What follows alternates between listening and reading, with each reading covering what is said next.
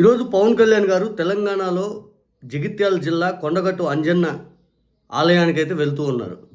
ఆయన గతంలో వారాహి విజయయాత్ర మొదలుపెట్టినప్పుడు కూడా కొండగట్టు అంజన్న గుడికి వెళ్ళి అక్కడ ఆశీస్సులు తీసుకోవడం జరిగింది. అందులో భాగంగా ఆ రోజు ఆయన మాటిచ్చారు.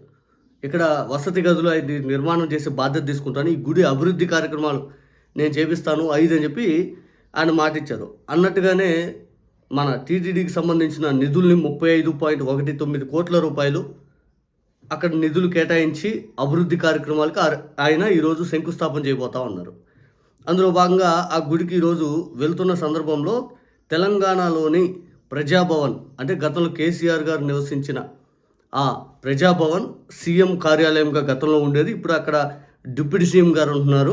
అట్లాగే ప్రజా సమస్యలు పూర్తి స్థాయిలో వినటానికి ప్రజలు అక్కడ సందర్శకులు ఇట్లా ఎక్కువ వినతులు తీసుకుంటూ ఉంటారు. ఈ కార్యక్రమం అనేది జరుగుతూ ఉంటుంది. అంటే కీలకంగా తెలంగాణ ప్రాంతానికి అదొక కీలకమైన ప్లేస్ అది. అటువంటి చోట కేసీఆర్ గారు ఏదైతే ఇప్పుడు ఉన్నటువంటి డిప్యూటీ సీఎం బట్టి విక్రమార్క గారు ఇటువంటి వాళ్ళు నివాసం ప్రాంతం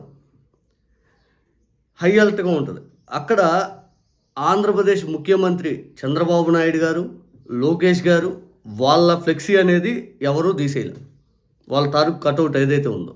కానీ పవన్ కళ్యాణ్ గారి ఫ్లెక్సీలు, పవన్ కళ్యాణ్ గారి అభిమానులు అక్కడ కట్టారు.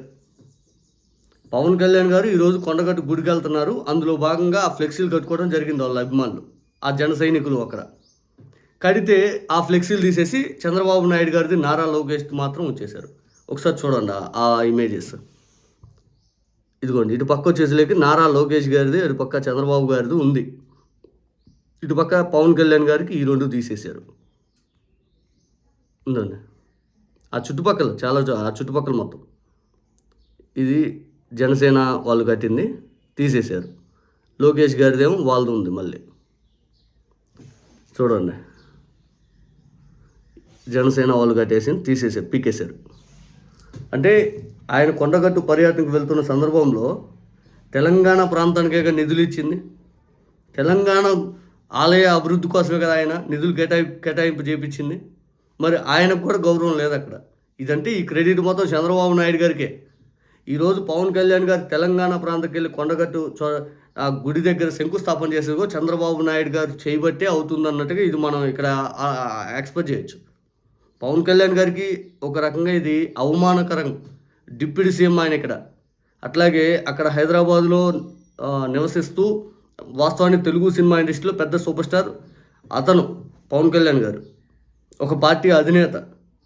అటువంటి ఆయన గారు ఫ్లెక్సీ కట్టుకుంటే ఈరోజు తెలంగాణ ప్రాంత పర్యటనలో భాగంగా అభివృద్ధి కార్యక్రమం శంకుస్థాపన చేస్తారని ఫ్లెక్సీలు కట్టుకుంటే తీసేశారంటే మళ్ళీ చంద్రబాబు గారిది ఉంది, చంద్రబాబు నాయుడు గారిది, నారా లోకేష్ గారిది ఉంది, పవన్ కళ్యాణ్ గారిది లేదు. అంటే పవన్ కళ్యాణ్ గారిని ఎలా చూస్తున్నారు అక్కడ? ఎలా చూస్తున్నారు? పవన్ కళ్యాణ్ గారు ఊరక డమ్మీ అంతే.